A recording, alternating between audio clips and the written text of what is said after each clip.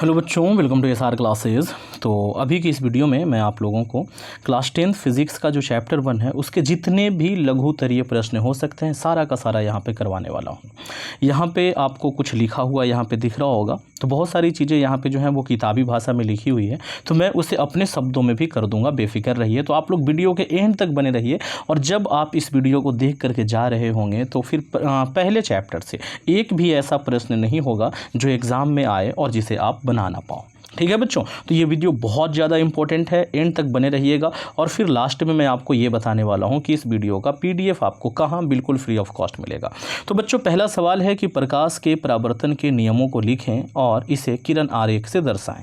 ठीक, तो सबसे पहले हमें जब ये प्रश्न पूछा जाए तो प्रकाश का परावर्तन क्या होता है, आप चाहो तो वो भी लिख सकते हो। ठीक, उसके बाद नियम लिखो, या तो आप डायरेक्ट नियम से स्टार्ट करो। तो सबसे पहले मैं आपको बता देता हूँ कि प्रकाश के परावर्तन को किसे कहते हैं बच्चों।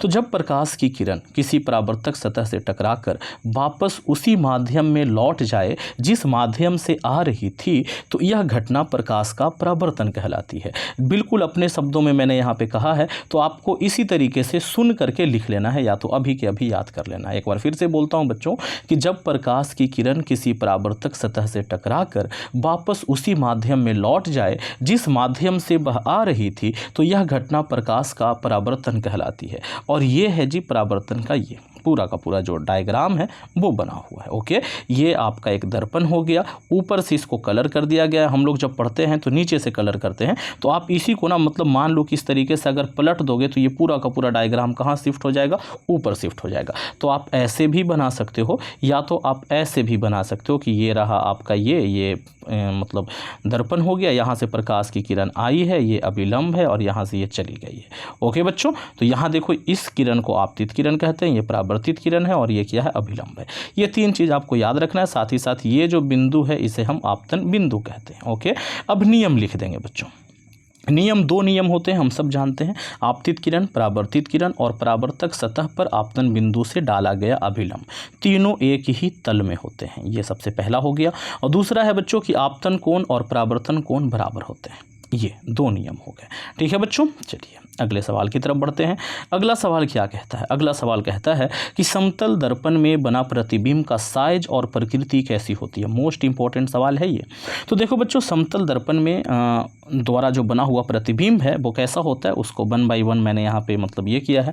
तो बिंब के समान प्रतिबिंब का साइज होता है। सबसे पहले जो प्रतिबिंब का साइज है वो बिंब के समान होता है, यानी ऑब्जेक्ट के बराबर होता है। जितना बड़ा वस्तु होती है उतना ही बड़ा प्रतिबिंब होता है। प्रतिबिंब दर्पण के उतना ही पीछे बनता है जितनी दूरी पर वस्तु समतल दर्पण के सामने होती है। मतलब वस्तु को दर्पण से जितना दूर रखोगे, दर्पण जो प्रतिबिंब है वो दर्पण के अंदर उतनी ही दूरी पर बनेगा। प्रतिबिंब काल्पनिक होता है। ठीक, ये तीन हो गए। ठीक है बच्चों, हाँ जी।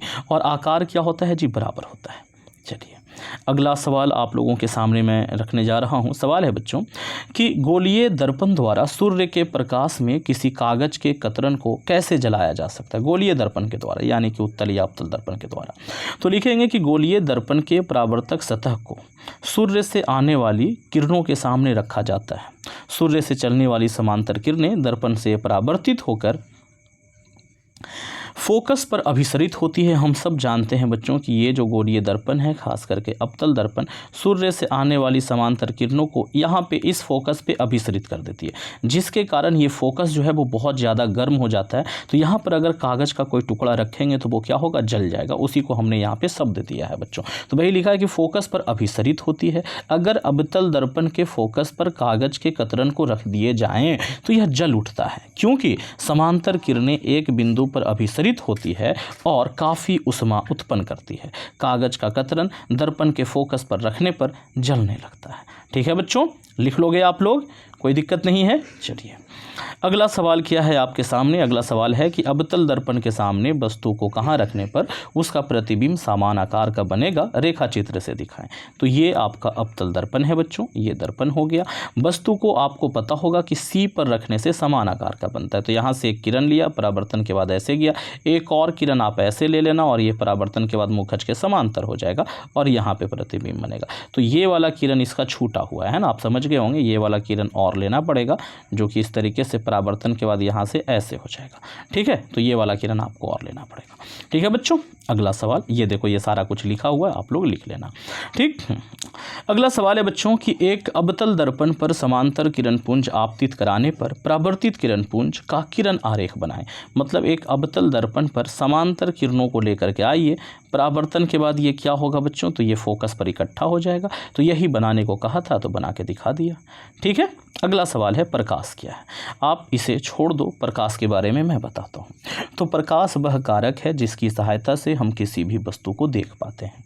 ठीक, अगर आपने ये वाला लाइन लिख दिया, कोई नंबर नहीं काटेगा। अगर आपको ऐसे लिखना है तो आप ऐसे भी लिख सकते हो कि दृष्टि के भौतिक अनुभूति को प्रकाश कहते हैं। प्रकाश वस्तुओं को दृश्यमान बनाता है। कोई वस्तु उस पर पड़ने वाले प्रकाश को परावर्तित करती है और वह परावर्तित प्रकाश हमारी आंखों द्वारा ग्रहण होता है, तब हमें वस्तुओं को देखने योग्य बनाता है। ठीक, मतलब कि जो हमारी आंखें किसी वस्तु को देख पाती हैं, वो तभी देख पाती हैं जब प्रकाश की किरणों को वह वस्तु परावर्तित करती है और वो किरण हमारी आंखों पर आता है बच्चों। ओके, या तो सिंपल सा है जी कि प्रकाश वह कारक है जिसकी सहायता से हम किसी भी वस्तु को देख पाते हैं। अगर आपको वीडियो अच्छा लग रहा है ना, वीडियो को अभी के अभी लाइक कर लें। चैनल पे पहली बार है, चैनल को सब्सक्राइब कर करके घंटी का बटन दबा लें बच्चों।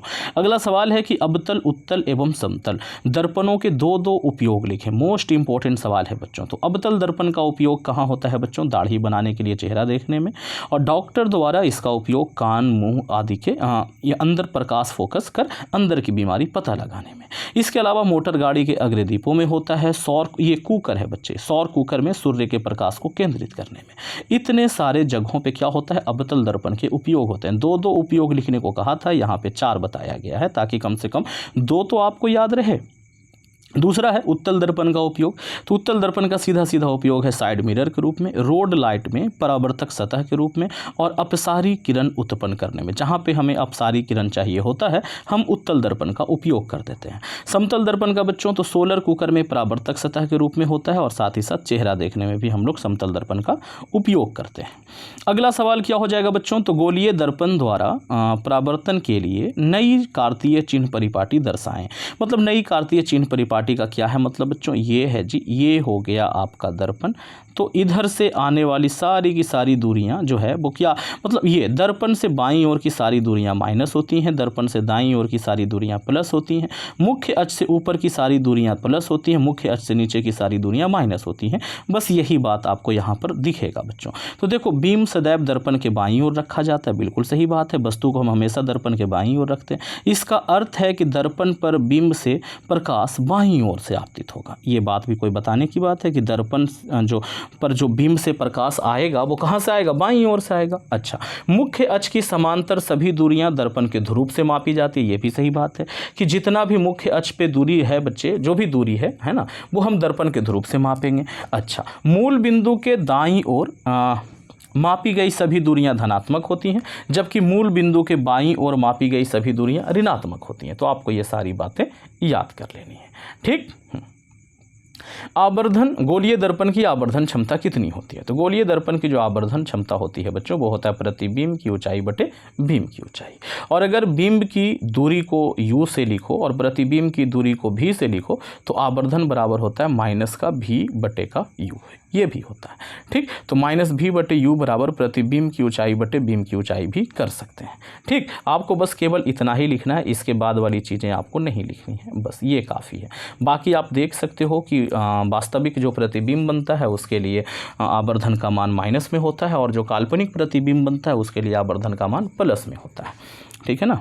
चलिए अगले सवाल की ओर बढ़ते हैं। अगला सवाल है कि अवतल दर्पण, उत्तल दर्पण और समतल दर्पण को छूकर एवं बिना छुए कैसे पहचान करेंगे।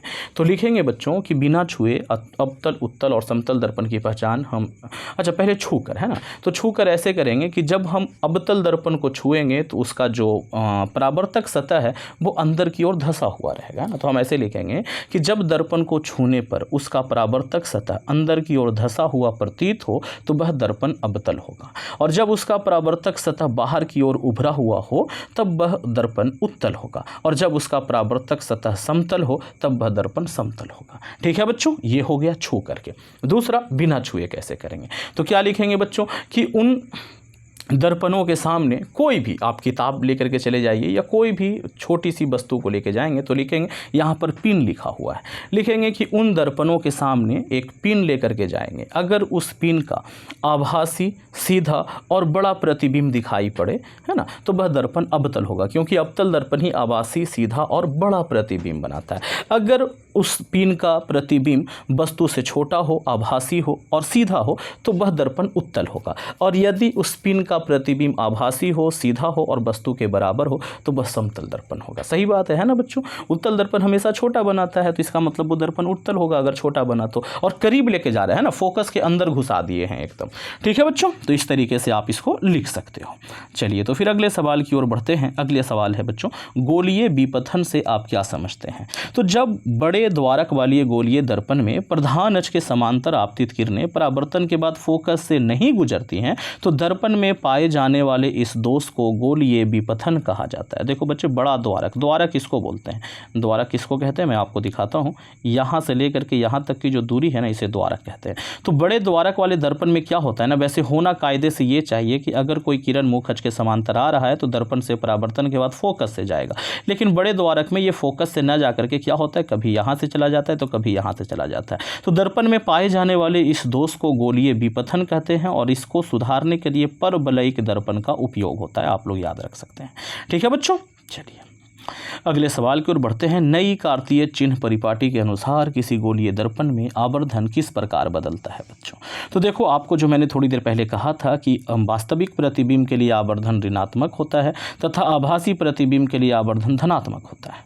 ठीक, उत्तल दर्पण के प्रकरण में आवर्धन सदैव धनात्मक होगा, क्योंकि उत्तल दर्पण से बनने वाला प्रतिबिंब सदैव आभासी और सीधा होता है, जबकि अवतल दर्पण में क्या हो जाएगा बच्चों, अवतल दर्पण में धनात्मक और ऋणात्मक दोनों होगा, क्योंकि वो वास्तविक प्रतिबिंब भी बनाता है और काल्पनिक प्रतिबिंब भी बनाता है। ओके, चलिए अगले सवाल की ओर बढ़ते हैं बच्चों। अगला सवाल है कि किरण पुंज कितने प्रकार के होते हैं, स्वच्छ रेखा चित्र से इन्हें दिखाएं। तो किरण पुंज 3 प्रकार के होते हैं, हम सब जानते हैं बच्चों, अभिसारी किरण पुंज, अपसारी किरण पुंज और समांतर किरण पुंज। अभिसारी किरण पुंज उसे कहते हैं जब सारी की सारी किरणें किसी एक बिंदु पर इकट्ठी हो जाए तो उस किरण पुंज को अभिसारी कहते हैं। अपसारी उसे कहते हैं कि एक बिंदु से निकलने वाली किरणों को अपसारी किरण पुंज कहते हैं, और जब किरण पुंज की सभी किरणें एक दूसरे के समांतर हो तो उसे हम समांतर किरण पुंज कहते हैं। ठीक है बच्चों, अगले सवाल की तरफ बढ़ते हैं। गोलीय दर्पण क्या है? एक गोलीय दर्पण की वक्रता त्रिज्या अगर 20 सेंटीमीटर है तो इसकी फोकस दूरी क्या होगी? तो बच्चों, ऐसा दर्पण जिनका परावर्तक पृष्ठ गोलीय हो गोलीय दर्पण कहलाता है। मतलब कि वह दर्पण जिसका परावर्तक पृष्ठ जो है वो गोलीय होता है। देखो, ये एक दर्पण है, इसका परावर्तक पृष्ठ किसको कहते हैं बच्चों? जिधर से प्रकाश की किरण आने पे क्या हो जाए, उसका परावर्तन हो जाए। तो जैसे अगर इधर से प्रकाश का किरण आएगा ना तो ऐसे परावर्तित हो जाएगा। तो ये परावर्तक पृष्ठ जो है वो गोलीय हो, मतलब कि अगर इसको घुमाया जाए तो ये गोला बन जाए, है ना बच्चों। तो इसी को हम लोग बोलते हैं गोलीय दर्पण। अच्छा, इसके अलावा भी कोई होता है कि हाँ जी, समतल दर्पण होता है, इसका परावर्तक पृष्ठ गोलीय नहीं होता, एकदम ऐसे प्लेन होता है। ठीक, अच्छा, अब क्या कहा गया है? कहा यह गया है कि अगर किसी गोलीय दर्पण की वक्रता त्रिज्या 20 सेंटीमीटर है तो फोकस दूरी क्या होगी? तो फोकस दूरी बराबर होता है r/2, यानी कि अगर 20 है तो उसका जो फोकस हो जाएगा वो 10 हो जाएगा। ठीक, अगले सवाल की ओर बढ़ते हैं बच्चों। अगला सवाल है कि प्रकाश के अपवर्तन के नियमों को लिखें। मोस्ट इंपॉर्टेंट सवाल है बच्चों। तो जब प्रकाश की किरण एक माध्यम से दूसरे माध्यम में प्रवेश करती है तब वह अपने पथ से विचलित हो जाती है। यह घटना प्रकाश का अपवर्तन कहलाता है। बिल्कुल अपने शब्द में ऐसे ही लिखना है बच्चों। ठीक, अपवर्तन के 2 नियम होते हैं बच्चों, आपतित किरण, अपवर्तित किरण और आपतन बिंदु पर अभिलंब। तीनों एक ही तल में होते हैं, ये आपने लिखना है। और उसके बाद बच्चों, प्रकाश के किसी खास रंग के लिए आपतन कोण की ज्या और अपवर्तन कोण की ज्या में एक निश्चित अनुपात होता है। या तो ये कहें कि प्रकाश के किसी खास रंग के लिए आपतन कोण की ज्या तथा अपवर्तन कोण की ज्या का अनुपात एक नियतांक होता है, ऐसे लिख देना। इस नियम को, मतलब जो दूसरा नियम है, इसे स्नेल का नियम भी कहा जाता है। अगर आप इतना लिख देते हो ना, आपके 2 नंबर एकदम कंप्लीट हो गए, और आप देख सकते हो कि कितना बार ये प्रश्न एग्जाम में पूछा गया है बच्चों। अगले सवाल की ओर बढ़ते हैं। प्रकाशिक घनत्व क्या है बच्चों? तो प्रकाशिक घनत्व वह कारक है जो किसी भी माध्यम की सघनता या विरलता को बताती है। ठीक, मतलब कोई माध्यम प्रकाशीय सघन है या प्रकाशीय विरल है, ये हमें कौन बताता है? तो प्रकाशिक घनत्व बताता है बच्चों। ठीक ना। ओके। प्रकाशिक, अच्छा, कोई ये जो माध्यम है वो सघन कब होगा? तो जब प्रकाश की किरण किसी माध्यम में धीरे धीरे चले, ठीक, तो वह माध्यम सघन कहलाता है। और जब प्रकाश की किरण किसी माध्यम में तेज चले, ठीक, तो वह क्या होता है? सघन माध्यम, सॉरी, विरल माध्यम कहलाता है। ओके बच्चों। हाँ, अब एक और चीज़ है कि जब प्रकाश की किरण विरल से सघन में जाता है तो वह क्या होता है बच्चों? जब प्रकाश की किरण विरल से सघन में जाए, ये रहा प्रकाश का किरण विरल से सघन में आ रहा है तो ये अभिलंब की ओर मुड़ जाता है, और जब सघन से विरल में जाता है तो अभिलंब से दूर हट जाता है। तो ये बात आपको लिखने की ज़रूरत नहीं है, आपने बस केवल इतना लिखना है कि प्रकाशिक घनत्व वह कारक है जो किसी भी प्रकाशिक माध्यम की सघनता तथा विरलता को बताती है, ठीक। अगला सवाल है बच्चों, आभासी प्रतिबिंब किसे कहते हैं? तो किसी स्रोत से आने वाला प्रकाश परावर्तन या अपवर्तन के बाद एक बिंदु पर नहीं मिलता है, बल्कि परावर्तित या अपवर्तित किरणों को पीछे बढ़ाने पर एक बिंदु पर मिले तो आभासी प्रतिबिंब बनता है।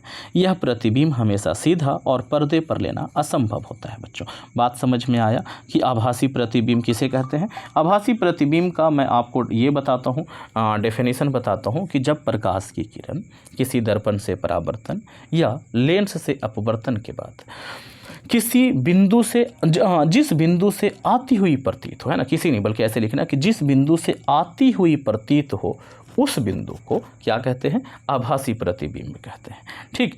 हाँ, ओके, फिर से बोल दूं? हाँ जी, फिर से बोल देता हूँ कि जब प्रकाश की किरण किसी दर्पण से परावर्तन या लेंस से अपवर्तन के बाद किसी बिंदु से आती हुई प्रतीत हो तो उस बिंदु को क्या कहते हैं? आभासी प्रतिबिंब कहते हैं। ओके बच्चों, अगला सवाल है, प्रकाश किरण और प्रकाश पुंज में क्या अंतर है? तो प्रकाश के बिंदु पथ को प्रकाश का किरण कहते हैं। मतलब प्रकाश का कोई एक बिंदु है, अगर वो जो रास्ता तय करे तो ये क्या कहलाता है? प्रकाश का किरण कहलाता है। और किरणों के समूह को प्रकाश पुंज कहते हैं। टॉर्च से निकलने वाली जो किरण है वो प्रकाश पुंज का उदाहरण है। वास्तविक प्रतिबिंब किसे कहते हैं बच्चों? तो कि किसी स्रोत से आने वाला प्रकाश परावर्तन या अपवर्तन के बाद एक बिंदु पर मिलती है तो वह वास्तविक प्रतिबिंब बनता है। वास्तविक प्रतिबिंब हमेशा उल्टा पर्दे पर आसानी से लिया जा सकता है। मतलब वास्तविक प्रतिबिंब हमेशा उल्टा बनता है और उसे पर्दे पर आसानी से प्राप्त कर सकते हो, ठीक ना। हमारा नेत्र रेटिना पर वास्तविक प्रतिबिंब बनाता है, ये आपको एक अलग से बता दिया गया। आप यहाँ पे नहीं लिखोगे वास्तविक प्रतिबिंब में ये वाला लाइन, ठीक। लेंस कितने प्रकार के होते हैं बच्चों? तो लेंस दो प्रकार के होते हैं, उत्तल लेंस और अवतल लेंस। उत्तल लेंस में वास्तविक और आभासी दोनों प्रकार के प्रतिबिंब बनते हैं, लेकिन अवतल लेंस में केवल आभासी प्रतिबिंब बनता है। चलिए, बहुत अच्छी बात है। अगला सवाल है बच्चों, लेंस की क्षमता से आप क्या समझते हैं? तो किसी लेंस द्वारा प्रकाश किरणों के अभिसरण या अपसरण करने की मात्रा को उसकी क्षमता कही जाती है। लेंस की क्षमता डायोप्टर में मापी जाती है और एक डायोप्टर उस लेंस की क्षमता है जिसकी फोकस दूरी 1 मीटर है। बात को समझना बच्चों, देखो लेंस की क्षमता क्या होता है। तो देखो, ये वाला जो एक प्रकाश का किरण मैं यहाँ से ले रहा हूँ, आप यहाँ देखना, ठीक, ये वाला लिया। अब ये लेंस इसको क्या करेगा? ऐसे मोड़ेगा, तो ऐसे मोड़ दिया। एक और लेंस हमने यहाँ पर लिया, पर एक प्रकाश का किरण ऐसा, इसने ऐसे मोड़ा, ठीक है बच्चों। तो इसने ज़्यादा मोड़ा और इसने क्या किया? कम मोड़ा। तो जो कम मोड़ता है तो उसकी क्षमता कम होती है, जो ज़्यादा मोड़ता है उसकी क्षमता ज़्यादा होती है, और उसकी क्षमता को हम डायोप्टर में मापते हैं, ठीक ना। उत्तल लेंस और अवतल लेंस में सचित्र अंतर स्पष्ट करें। तो ये रहा उत्तल लेंस और ये रहा अवतल लेंस, ठीक है बच्चों। ये उत्तल है, ये अवतल है। यहाँ पर आप लोग लिख लेना कि उत्तल लेंस में वास्तविक और आभासी दोनों प्रकार के प्रतिबिंब बनते हैं, लेकिन अवतल लेंस में हमेशा आभासी प्रतिबिंब बनता है। उत्तल लेंस को अभिसारी लेंस कहा जाता है, लेकिन अवतल लेंस को अपसारी लेंस कहा जाता है। आप इस अंतर को ना अपने कॉपी को दो हिस्से में बांट करके एक तरफ उत्तल और एक तरफ अवतल करके भी लिख सकते हो, और नीचे ये डायग्राम बना देना, बस हो गया, ठीक है बच्चों। अगला सवाल आप लोगों के सामने रख रहा हूँ कि एक लेंस की क्षमता 5 डायोप्टर है तो इसके फोकस दूरी क्या होगी? बताओ बच्चों। तो देखो, क्षमता P बराबर क्या होता है? 1/f होता है। अब इस P के जगह पर क्या रख दोगे? 5 रख दोगे, और इधर क्या हो जाएगा? 1/f हो जाएगा। तो f बराबर क्या हो जाएगा बच्चों? 1/5 हो जाएगा, ठीक ना। अब ये मीटर में है, सेंटीमीटर में बदलने के लिए 100 से गुना करना पड़ता है। तो आप लोग यहाँ पे कैलकुलेशन देख रहे होंगे, तो जब 100 से बदलेंगे तो क्या हो जाएगा? मतलब 100 जो है 5 से कट जाएगा, तो क्या हो जाएगा? 20 सेंटीमीटर हो जाएगा। ये आप लोग जानते होंगे, ठीक है बच्चों। लेंस में कितने मुख्य फोकस होते हैं? तो जैसा कि हम जानते हैं कि प्रकाश लेंस के दोनों ओर से होकर जा सकता है, अतः यही कारण है कि प्रत्येक लेंस में दो मुख्य फोकस होते हैं। लेंस के दोनों ओर एक एक फोकस होता है। ठीक है बच्चों, तो लेंस के कितने मुख्य फोकस होते हैं? दो मुख्य फोकस होते हैं। अगला सवाल है बच्चों कि कौन सा लेंस वास्तविक और आभासी दोनों प्रकार का प्रतिबिंब बनाता है? तो ये उत्तल लेंस में ये गुण पाया जाता है कि उत्तल लेंस वास्तविक और आभासी दोनों प्रकार का प्रतिबिंब बनाता है।